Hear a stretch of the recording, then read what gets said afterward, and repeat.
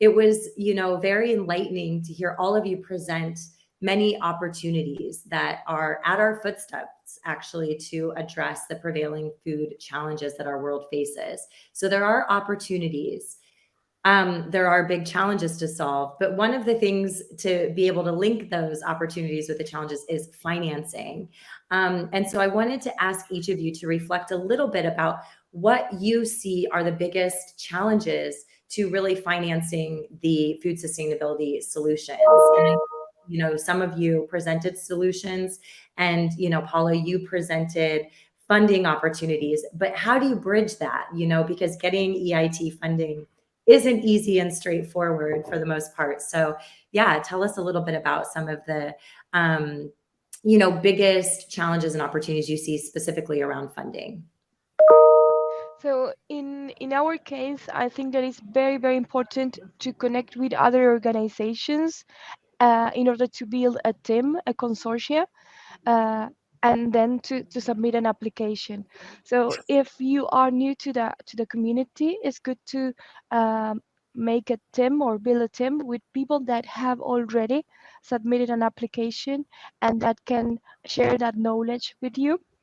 One of the things that I think that are quite important in EIT Food is that in each of the applications that we receive at the innovation call, we are required to have two parts of what we call the knowledge triangle.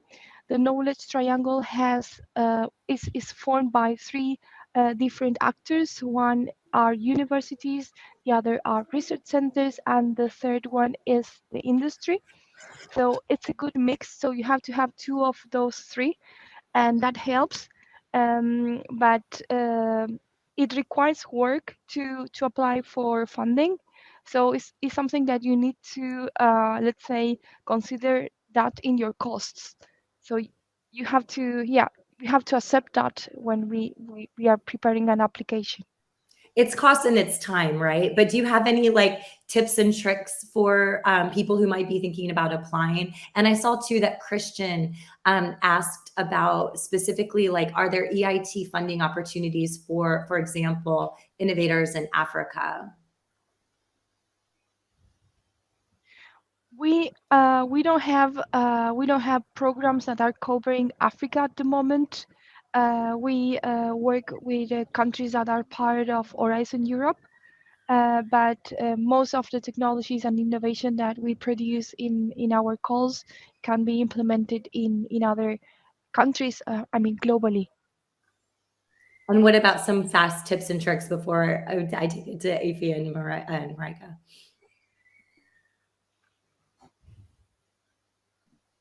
Paula, do you have any tips and tricks about how to get that EU funding in the Oh, application? okay. So I would say that the main thing for me, or at least in my opinion, is to network, to connect with other organizations, to go to the events, to try to, I mean, you can go to our website and see which are our current partners. You can go to our events and see which are the other people that want to work in the space that you are in or that you would like to be part of. And that's the main thing because you have to build a team that is based on trust. So you need to meet the people, and when you have the team, yeah, then you can submit a proposal. And of course, you can connect with us. So if you would like to talk with somebody at the innovation area or in the entrepreneurship area, just come back to me, and I will try to do my best to connect you with them. Awesome, awesome. And that, yeah, get through the process is any hand holding could be big help. What about you, Marika? What ideas do you have about bridging that funding challenge that we all face when we want to bring forward the opportunities that we see? Well, I think what's important is also to look at how can you make a systemic change. No, for example, we all do like where is grant mechanism a good mechanism, but where is it really? Where can it be taken over by the real system? No, the real market, as we say, and. Now, considering the role of agri SMEs in food systems, now especially in Africa, and I think, Ivy, you also alluded to this in your presentation. there's quite some work that needs to be done also with the financial institutions to understand really what the challenges and what the and the opportunities are. And so on one hand, we need to work with the agro SMEs, because also there is a lack of understanding, like if in our case specifically around climate change. How can you invest in climate adaptation in a sustainable way?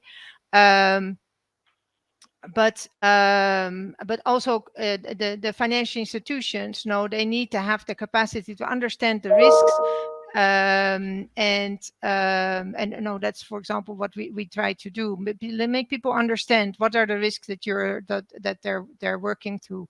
So I think there's a mix between both. And I think networking is the solution, because we're all in the same. Like even this morning, I was somewhere in a meeting, and they're like, "Oh God, yeah, we're also having challenge, or not saying we're having challenges. We're also learning. I think we're all learning." And even if we look at the COP27, where finally food systems was part of the discussion, but then there was this whole discussion. But okay, food systems is part of this whole discussion. But how are we going to finance it? So linking to different initiatives is very important, so that we learn from each other, because we can't expect that grant mechanisms will always exist, and we can also not expect that the local systems are good enough for now. Yeah, I think that's such a great point, and that both of you emphasize the power of networking. And that's also advice I give in my work every day to entrepreneurs around the world. Your network is your net worth. And so even like, don't approach these relationships transactionally. Just talk to everyone and anyone. You never know when that can pay off, literally. And I think it's really important to keep that open connectivity. And so, Ify, in the presentation you gave, we heard from a farmer in Scotland who said, all is well and good until we get into an economic crisis. And then people, and as he said, he understandably so, stop using their purchasing power to support the kind of transformative farming that he's doing, because it's more expensive. So what do we do? Yeah, very good point, and really pleased that you were able to capture that from that conversation we had with Angus. So yes, this is why really engaging with the food system entirely from farm to fork is important, because we, the consumers, we've got a critical role to play.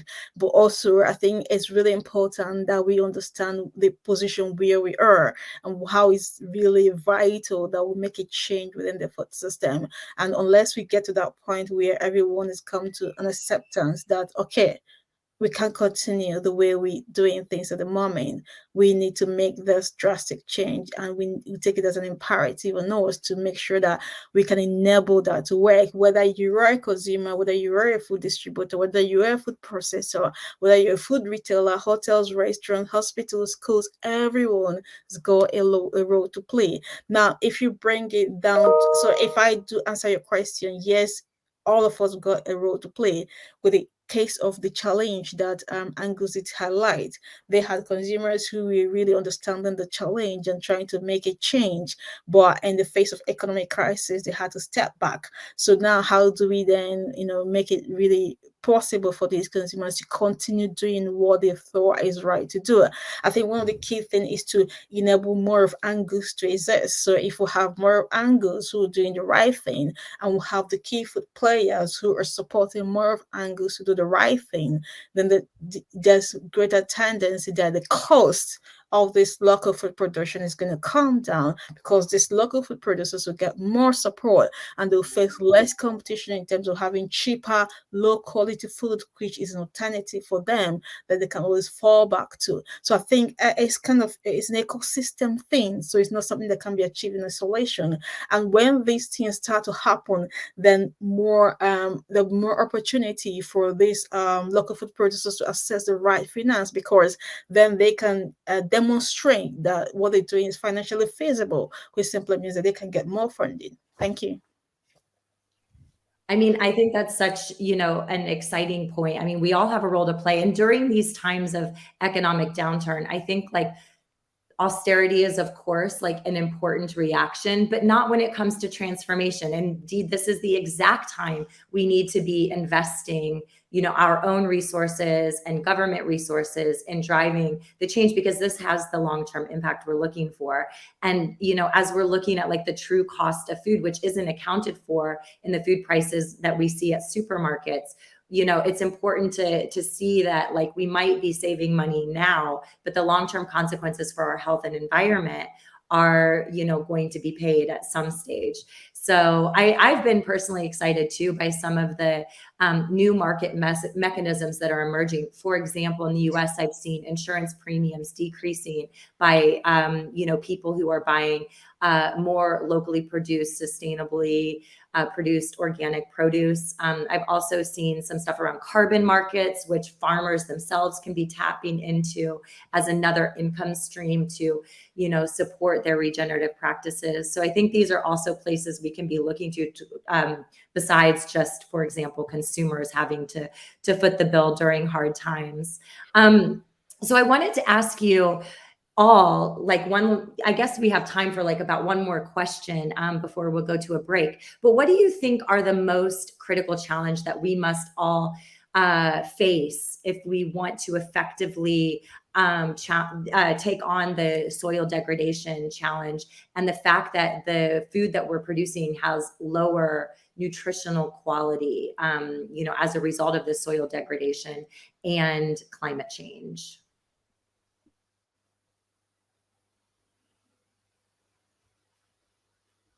Who goes first? Well, how about you? Can you repeat the question again? Yeah, I just want to understand, like, what are the most critical challenges that we need to take on with specific, view on the soil degradation challenge, and how that links to the food that we're producing being lower in nutritional quality. So what do we need to do to tackle soil degradation and low quality of nutrition in the food that we're eating? What are our priorities right now?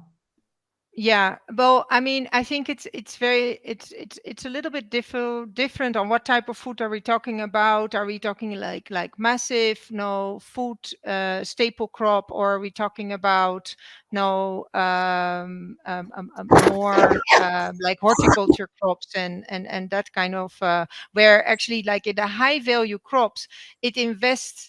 The investment now is a return on investment, but if you look at like some of the food crops, they're actually informal market, low value, so the investment is also will not pay you back. So I think there are different ways of making smallholder farmers. Well, in the case that we work in Africa, smallholder farmers more aware of the needs of the soil, and how can they play around with is it regenerative agriculture or farming systems that you blend your different crops so that you actually have a sustainable way of producing. And I actually think, and that's what we also work on, is that the agribusinesses that work with those farmers have a role to play, even though if you're working on one specific value chain, but that your suppliers also have other crops that they work on. Now, make sure that you give them advice around the whole farming system, and not only that specific, is it sorghum, is it potato? No, how can the potato value chain, how can that or the production be a system of different crops that make it sustainable? Yeah. Systems are the answer across all of I know. Ways, be it financing, be it crop production. And I think linked to the point that you were just making, and the question around, soil degradation is like something that many are talking about in the chat, which is around, sustainable fertilizers and, kind of biologicals. So Ify, I don't know if you have some commentary on that, specifically on biologicals, or just in general what we can do about combating soil degradation and improving the nutritional quality of the foods that we eat. Absolutely.